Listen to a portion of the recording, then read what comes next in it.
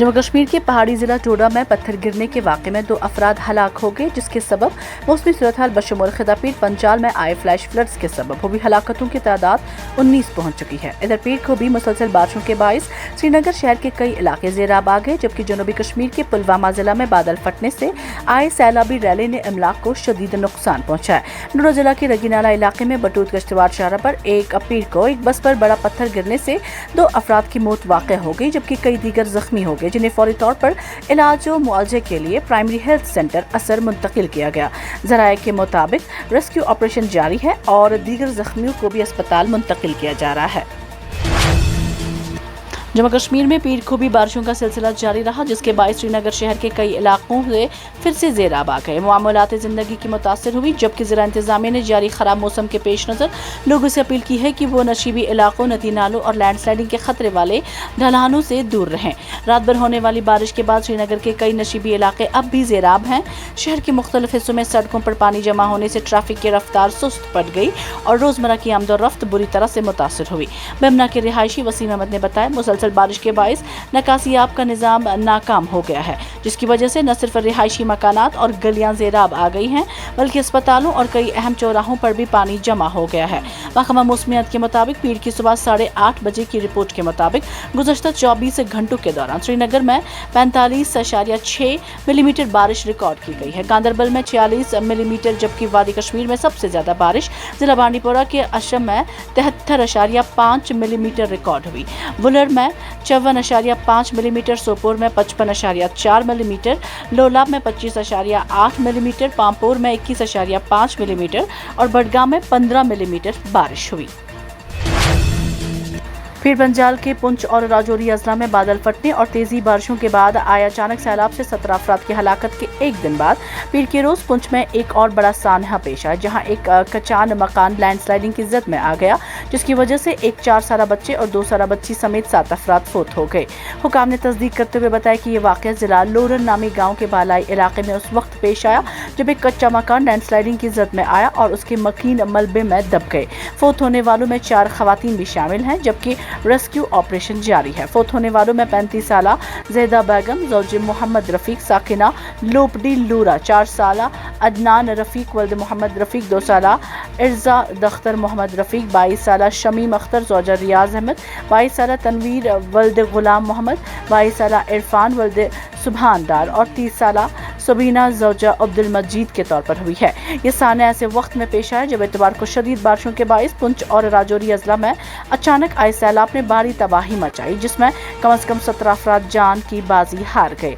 इनमें से 7 अमवात पुंछ के लोरन इलाके में ही हुई थी, जबकि वहां अब भी 6 अफराद लापता हैं। जम्मू कश्मीर क्राइम ब्रांच के स्पेशल क्राइम विंग कश्मीर ने एक मुंजिम जालसाज ग्रुप के खिलाफ बड़े पैमाने पर कार्रवाई करते हुए श्रीनगर और गांदरबल के मुख्तलिफ इलाकों में बैक वक्त तलाशी मुहिम शुरू की है। ये कार्रवाई दर्ज FIR नंबर 18/2026 के सिलसिले में की जा रही है, जिसमें भारतीय न्याय सनहता की मुख्तलिफ दफात के तहत मुकदमा दर्ज है। इब्तदाई तहकीकात के मुताबिक मुलजिमान खुद को क्राइम ब्रांच और इंसदाद बदअनवानी ब्यूरो के अफसरान जाहिर करते थे और झूठे मुकदमात में गिरफ्तार करने या कार्रवाई की धमकी देकर शहरियों, खास तौर पर मुअम्मर अफराद से भारी रकम वसूल करते थे। तहकीकात में ये भी सामने आया है कि गिरोह ने श्रीनगर के एक मुअम्मर शहरी से मुबैना तौर पर 30 लाख रुपए से जायद रकम वसूल की है।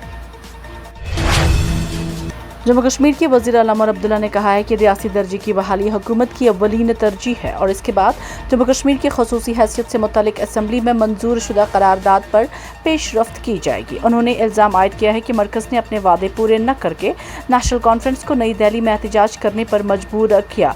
नई दिल्ली में सहाफ़ियों से गुफ्तगू करते हुए वज़ीर आला उमर अब्दुल्ला ने कहा कि नेशनल कॉन्फ्रेंस गुज़श्ता 2 साल से ज़्यादा अरसे से मरकज़ी हुकूमत को मुसलसल याद दिला रही है कि वो पार्लियामेंट और सुप्रीम कोर्ट के सामने किए गए इस वादे को पूरा करे, जिसके तहत जम्मू कश्मीर को दोबारा रियासत का दर्जा दिया जाना था, लेकिन इस सिलसिले में कोई पेशरफ्त नहीं हुई। उन्होंने कहा कि मरकजी हुकूमत के रवैये ने नेशनल कॉन्फ्रेंस को दिल्ली आकर एहतजाज करने पर मजबूर किया।